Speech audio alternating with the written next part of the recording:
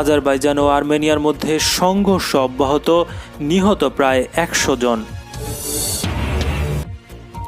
তুরস্ককে আবার আর্মেনীয়দের ওপর গণহত্যা চালাতে দেওয়া হবে না, বলছেন আর্মেনিয়ার প্রেসিডেন্ট আরমেন সার্কিসিয়ান। ভারতের সব কার্যক্রম বন্ধ করল অ্যামনেস্টি ইন্টারন্যাশনাল, প্রশ্নই তাদের জন্য কাল হয়েছে। ইরান ও যুক্তরাষ্ট্রের মধ্যে গোপন বৈঠকের দাবি, তেহরান জানালো প্রতিক্রিয়া। এদিকে আর্মেনিয়ার যুদ্ধ বিমান ভূপাতিত করেছে তুরস্ক। সৌদিতে ইরান প্রশিক্ষিত 10 সন্ত্রাসী গ্রেফতার। আর্মেনিয়া আজারবাইজান সংঘাতে বিতর্কিত অঞ্চলে পদক্ষেপের বিষয়ে ভাবছে রাশিয়া।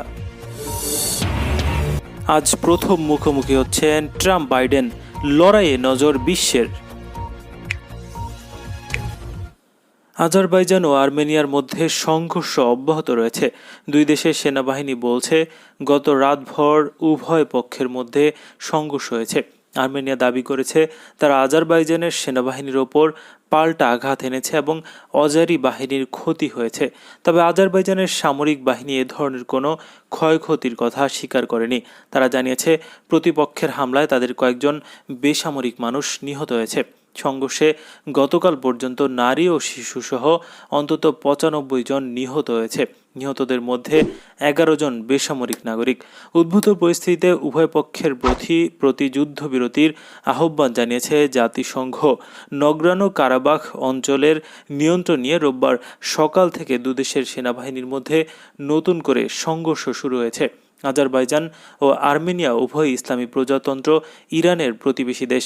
নতুন করে সীমান্ত সংঘাত শুরু হওয়ার পরপরই ওই দুই দেশের পররাষ্ট্রমন্ত্রীদের সঙ্গে জরুরি ভিত্তিতে টেলিফোনে কথা বলেছেন ইরানের পররাষ্ট্রমন্ত্রী মোহাম্মদ জাওয়াদ জারিফ। তিনি আর্মেনিয়া ও আজারবাইজানকে অবিলম্বে যুদ্ধবিরতি প্রতিষ্ঠা করে আন্তর্জাতিক আইনের আওতায় দুদেশকে আলোচনায় বসার আহ্বান জানিয়েছেন।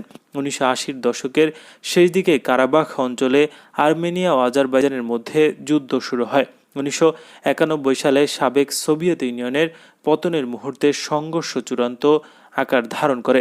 1994 সালে দুপক্ষের মধ্যে যুদ্ধবিরতি প্রতিষ্ঠার আগ পর্যন্ত এই সংঘর্ষে 30,000 মানুষ প্রাণ হারায়।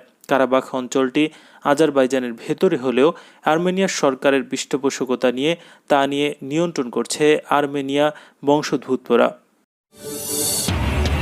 আর্মেনিয়ার প্রেসিডেন্ট আরমেন সার্কিসিয়ান হুঁশিয়ারি উচ্চারণ করে বলেছে তার দেশ আরেকবার তুরস্ককে আর্মেনীয় জনগোষ্ঠীর বিরুদ্ধে গণহত্যা চালানোর অনুমতি দেবে না। কারাবাখ অঞ্চলের নিয়ন্ত্রণ নিয়ে আর্মেনিয়ার সঙ্গে আজারবাইজানের সীমান্ত সংঘর্ষে তুর্কি প্রেসিডেন্ট রিসেপ তাইপ এরদোগান বাকুর প্রতি সমর্থন ঘোষণার পর ইয়াভানের পক্ষ থেকে এই হুঁশিয়ারি এলো। আরমেন সার্কিসিয়ান মঙ্গলবার ইয়ারভেন বলেন, ন্যাটোর সদস্য দেশ তুরস্ক তার সমস্ত শক্তি দিয়ে আজারবাইজানের প্রতি সমর্থন জানিয়েছে। তিনি আজারবাইজানকে আর্মেনিয়ার বিরুদ্ধে সামরিক উস্কানি দেওয়ার জন্য তুরস্ককে অভিযুক্ত করে বলেন, তৎকালীন ওসমানীয় শাসক গোষ্ঠী 105 বছর আগে একবার আর্মেনীয় জনগোষ্ঠীর বিরুদ্ধে গণহত্যা চালিয়েছিল, কিন্তু এবার তার পুনরাবৃত্তি করতে দেওয়া হবে না। তুর্কি প্রেসিডেন্ট এরদোগান গতকাল আজারবাইজানের প্রতি সমর্থন জানিয়ে বলেছিলেন, প্রয়োজনে বাকুকে যে কোনো ধরনের সামরিক সহযোগিতা করবে আঙ্কারা।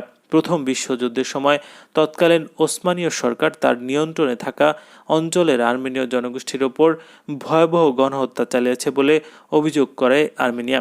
দেশটি মনে করে পূর্ব পরিকল্পিতভাবে আর্মেনীয় জনগোষ্ঠীর ওপর জাতিগত শুদ্ধি অভিযান চালিয়েছিল ওসমানীয় সাম্রাজ্য, যাতে প্রায় 15 লাখ মানুষ নিহত হয়।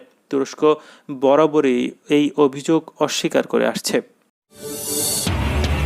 আন্তর্জাতিক মানবাধিকার সংস্থা অ্যামনেস্টি ইন্টারন্যাশনাল ভারতে তাদের সব কার্যক্রম বন্ধ করে দিয়েছে। ভারত সরকার তাদের ব্যাংক অ্যাকাউন্ট ফ্রিজ বা অবরুদ্ধ করার পর এই সিদ্ধান্তের কথা জানালো সংস্থাটি।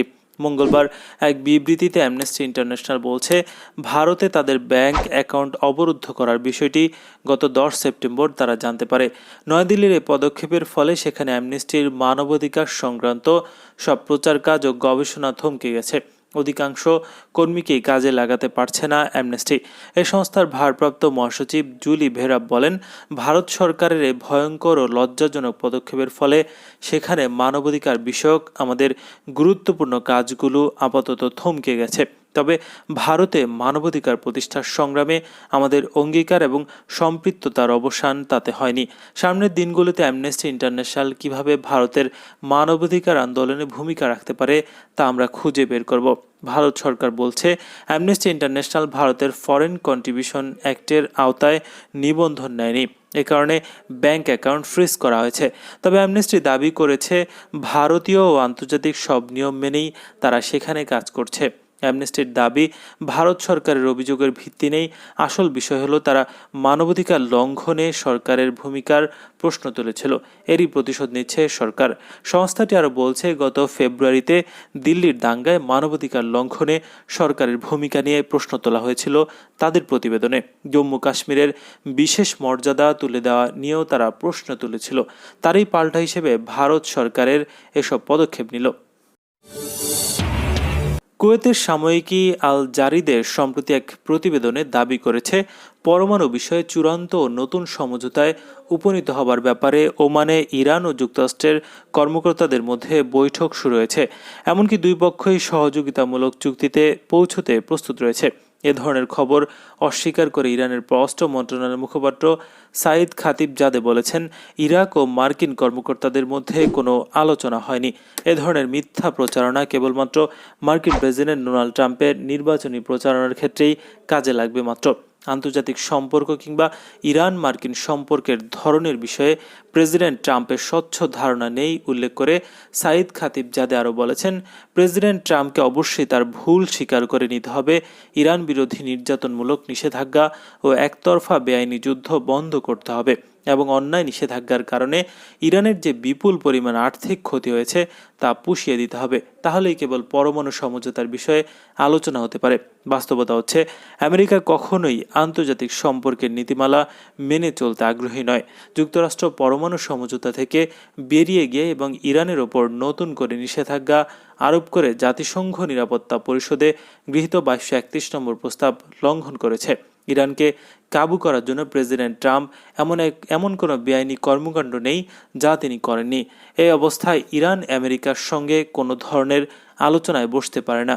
ইরানের সর্বোচ্চ নেতা আয়াতুল্লাহ উল উজমা খামেনি প্রায় 1 বছর আগে ছাত্র শিক্ষকদের এক সমাবেশে বলেছিলেন, যুক্তরাষ্ট্র ইরানের সঙ্গে আলোচনায় বসার যে চেষ্টা করছে তার মূল উদ্দেশ্য হচ্ছে বিশ্ববাসীকে এটা দেখানো যে ওই দেশটির ওপর সর্বোচ্চ চাপ সৃষ্টির কৌশল কাজে এসেছে। সর্বোচ্চ নেতা বেশ কিছু শর্তে আমেরিকার সঙ্গে আলোচনায় বসার কথা উল্লেখ করে বলেছিলেন, যুক্তরাষ্ট্র যদি ইরানের ব্যাপারে তাদের অবস্থান থেকে সরে আসে, যদি অনুতপ্ত হয় এবং পরমাণু সমঝোতায় পুরোপুরি ফিরে আসে, তাহলেই কেবল অন্য কোনো দেশের উপস্থিতিতে বা আন্তর্জাতিক কোনো ফোরামে তাদের সঙ্গে আলোচনা হতে পারে। এর অন্যথায় নিউ ইয়র্ক বা অন্য কোথাও ইরান ও আমেরিকার কোনো পর্যায়ের কর্মকর্তাদের মধ্যেই আলোচনা কোনো সম্ভাবনা নেই।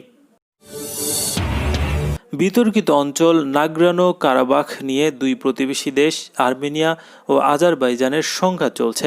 এরই মধ্যে আর্মেনিয়া দাবি করেছে, তুরস্কের যুদ্ধ বিমানের গুলিতে আর্মেনীয় যুদ্ধ বিমান ভূপাতিত হয়েছে। আর্মেনিয়ার পররাষ্ট্রমন্ত্রী বলেন, আর্মেনিয়ার আকাশসীমায় তুরস্কের F-16 যুদ্ধ বিমানের হামলায় সোভিয়েতের 13 সুখোই 25 যুদ্ধ বিমানের পাইলট নিহত হয়েছে। এই সংঘাতে আজারবাইজানকে সমর্থনকারী তুরস্ক এই দাবি অস্বীকার করেছে। তৃতীয় দিনের মতো চলা সংঘাতে অন্তত 100 জন নিহত হয়েছে। এক সময় আর্মেনিয়া ও আজারবাইজান উভয় দেশেই সোভিয়েত ইউনিয়নের অংশ ছিল। 1991 সালে সোভিয়েত ইউনিয়ন ভেঙে যাওয়ার পর দেশ দুটি স্বাধীন হয়। তারপর থেকে নাগরোনো ও কারাবাখ অঞ্চল নিয়ে গত 4 দশক ধরে বিরোধে জড়িয়ে পড়ছে দুই প্রতিবেশী দেশ। রোববার বিতর্কিত নাগরোনো কারাবাখ অঞ্চল নিয়ে প্রতিবেশী দেশ আজারবাইজান ও আর্মেনিয়ার মধ্যে নতুন করে লড়াই শুরু হয়েছে। এই সংঘাতের জন্য একে অপরকে দায়ী করছে। অস্ত্র বিস্ফোরক সহ ইরানে প্রশিক্ষণ নেয়া 10 সন্ত্রাসীকে গ্রেফতারের কথা জানিয়েছে সৌদি আরব। এই সন্ত্রাসীদের ইরান প্রশিক্ষণ দিয়েছে বলে দেশটি দাবি করছে। সৌদি আরবের গোয়েন্দা সংস্থা জানিয়েছে, গত সপ্তাহে এ 10 জনকে আটক করা হয়। তদন্তের পর 2টি ঘাঁটিতে অভিযান চালিয়েছে সৌদি নিরাপত্তা বাহিনী। সৌদি প্রেসিডেন্ট অব স্টেট সিকিউরিটির মুখপাত্র জানিয়েছেন, এদের মধ্যে 3 জনকে ইরান বিশেষ প্রশিক্ষণ দিয়েছিল। তারা ইরানের সামরিক প্রশিক্ষণ পেয়েছে।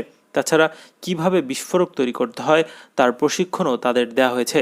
বাকি 7 জন আলাদা আলাদা ভূমিকা পালন করত। গ্রেফতারকৃতদের কাছ থেকে 5 কেজি গান পাউডার, 17 প্যাকেট রাসায়নিক, মিলিটারি ইউনিফর্ম, ছুরি, কালাশিনগান মেশিন গান, রাইফেল, পিস্তল, প্রচুর গুলি পাওয়া গেছে বলে জানানো হয়েছে। এদিকে সৌদি আরবে এমন অভিযোগ সম্পূর্ণ অস্বীকার করে এটিকে বানোয়াট বলে আখ্যায়িত করেছে তেহরান। ইরানের পররাষ্ট্র মন্ত্রণালয়ের মুখপাত্র সাইদ খাতিবজাদে মঙ্গলবার বলছেন, রাজনৈতিক যুক্তিবাদকে একপাশে রেখে নোংরামি প্রদর্শনের অংশ হিসেবে সৌদি শাসকরা জনগণের মতামত প্রভাবিত করতে এবং নিজস্ব ব্যর্থ প্রচেষ্টাগুলো লুকানোর উদ্দেশ্যে ইরানের বিরুদ্ধে মিথ্যা অপবাদের পথ বেছে নিয়েছেন। বিতর্কিত নাগরানো কারাবাখ অঞ্চল নিয়ে রোববার থেকে সংঘাতে জড়িয়েছে আর্মেনিয়া ও আজারবাইজান। দুই দেশের সংঘাতে অন্তত শতাধিক নিহত হয়েছে। এমন পরিস্থিতিতে নাগরানো কারাবাখ অঞ্চলের ঘটনা গভীরভাবে পর্যবেক্ষণ করছে রাশিয়া। মঙ্গলবার ক্রেমলিনের মুখপাত্র দিমিত্রি পেসকভ বলেন, রাশিয়া ভবিষ্যতে বিতর্কিত অঞ্চলে কী পদক্ষেপ নেবে তা নির্ধারণ করতে নাগরানো ও কারাবাখ অঞ্চলের ঘটনাগুলো নিবিড়ভাবে পর্যবেক্ষণ করছে। মস্কোতে সাংবাদিকদের পেসকভ বলেন, ইস্যুটি নিয়ে বিভিন্ন স্তরে মস্কো, ইয়ারভান, বাকু, আঙ্কারার সঙ্গে নিরবিচ্ছিন্ন যোগাযোগ রাখছে। পেসকভ বলেন, আমরা সীমান্তে কন্ট্রাক্ট লাইনে কি ঘটছে সে সম্পর্কে সব তথ্য সংগ্রহ করছি, সব সংবাদ পর্যবেক্ষণ করছি, পরিস্থিতি বিশ্লেষণ করে আমাদের ইউরোপের নিরাপত্তা ও সহযোগী অংশীদার সহ নিজেদের ভবিষ্যৎ অবস্থান সম্পর্কে পদক্ষেপ গ্রহণ করব। এ সময় তিনি সব দেশ, বিশেষ করে অংশীদার দেশ তুরস্ক সহ যুদ্ধরত পক্ষগুলোকে চাপ প্রয়োগ করে যুদ্ধবিরতি ও শান্তিপূর্ণ মীমাংসার আহ্বান জানানো হয়। এই সংঘাতকে রাজনৈতিক ও কূটনৈতিকভাবে সমাধানেরও আহ্বান জানায়। একসময় আর্মেনিয়া, আজারবাইজান উভয় দেশেই সোভিয়েত ইউনিয়নের অংশ ছিল। রাত পোহালে মুখোমুখি দুই প্রেসিডেন্ট পদপ্রার্থী ডোনাল্ড ট্রাম্প, জো বাইডেন এক মঞ্চে প্রথমবার, যা ঘিরে তুঙ্গে উঠছে হাইপ। শুধু আমেরিকায় নয়, বিশ্বের লক্ষ লক্ষ জোড়া চোখের নজর থাকবে প্রথম প্রেসিডেন্সিয়াল বিতর্কে।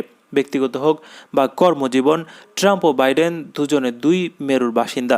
তাদের মানসিকতাও আলাদা। সে কারণে এই বিতর্ক জো বাইডেনের জন্য খুব সহজ হবে না বলে মনে করছেন অ্যালিয়াটি।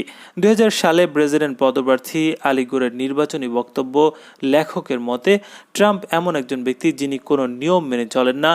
নিয়ম মেনে চলার যদি কোনো বই থাকে, ট্রাম্প প্রথমেই সেই বইটা জানালা দিয়ে ছুঁড়ে ফেলে দেবেন। উল্টো দিকে বাইডেন সম্পূর্ণ অন্য ধারার মানুষ, যিনি ওই নিয়মের বই লেখার জন্য গোটা জীবন ব্যয় করেছেন। বুধবার হোয়াইয়ের ক্লিভল্যান্ডের প্রেসিডেন্ট নির্বাচনের প্রথম দফার বিতর্ক, সুপ্রিম কোর্ট, কোভিড-19, অর্থনীতি, বিভিন্ন শহরের জাতিগত সহিংসতার মতো 6টি বিষয় বিতর্ক অংশ নেবেন ট্রাম্প ও বাইডেন। 90 মিনিটের বিতর্ক দুই প্রেসিডেন্ট পদপ্রার্থীর কাছে অত্যন্ত গুরুত্বপূর্ণ।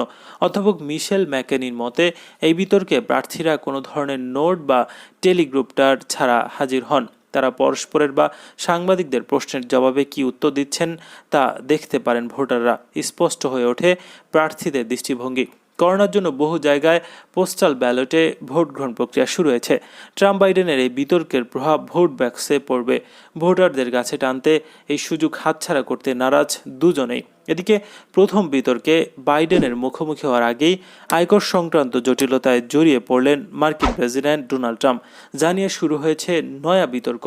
এক মার্কিন সংবাদ মাধ্যমে বলা হয়েছে, ব্যবসায় লোকসানের দোহাই দিয়ে লাগাতার আয়কর ফাঁকি দিয়েছেন ট্রাম্প।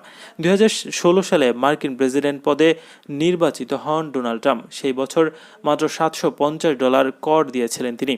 ওই রিপোর্টে আরও বলা হয়েছে, গত 15 বছরের মধ্যে 10 বছর ট্রাম্প কোনো আয়করই জমা দেননি। প্রতি বছরে ট্রাম্প দাবি করেছেন ব্যবসায় ক্ষতি হচ্ছে। যদিও গোটা বিষয়টিকে ভুয়ো খবর বলে মন্তব্য করেছেন ট্রাম্প। সংবাদ সম্মেলনে তার দাবি, এটা সম্পূর্ণ মিথ্যা খবর, আগেও এই ধরনের খবর হয়েছে। আমি কর দিয়ে আমার ট্যাক্স রিটার্নের অডিট হচ্ছে, শীঘ্রই আপনারা তা দেখতে পাবেন। শুধু তাই নয়, ডেমোক্রেট প্রার্থীর বিরুদ্ধে পাল্টা সুর চড়িয়েছেন ট্রাম্প। জানিয়েছেন, বাইডেনের ছেলে হান্টার রাশিয়া ও চীনের কাছ থেকে বিপুল অঙ্কের টাকা পেয়েছে।